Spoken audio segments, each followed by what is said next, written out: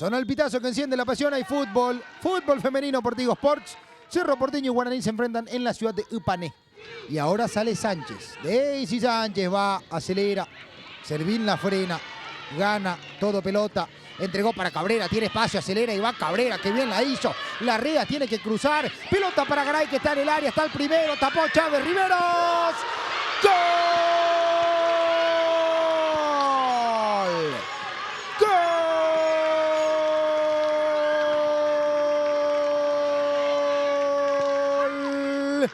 De Cerro Porteño. Galeano. Por derecha buscando Florentín, la marca es de Salinas. Florentín se acomoda, escapa, qué bien Florentín, metió lindo centro. ¡Gol! Sánchez. ¡Gol!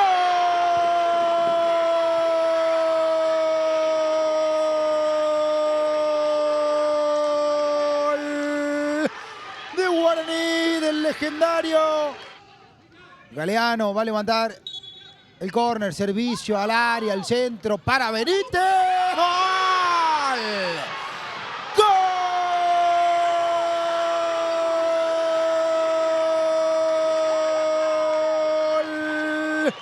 De Guaraní, del legendario. Mal pase de Salas, recuperó Guaraní. Galeano de tijera para adelante. Espinosa para Sánchez y va Ali Espinosa, tiene el tercero. Espinosa, ¿cómo define?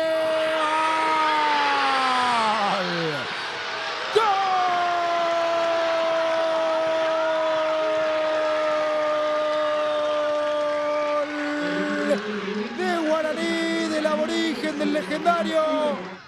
Autoriza la jueza, le pega a Perruchino, ya acomodó la barrera Nilani Chávez en los últimos del partido. Perruchino, arriba, afuera. El tiempo ya se ha ido, el tiempo no regresa.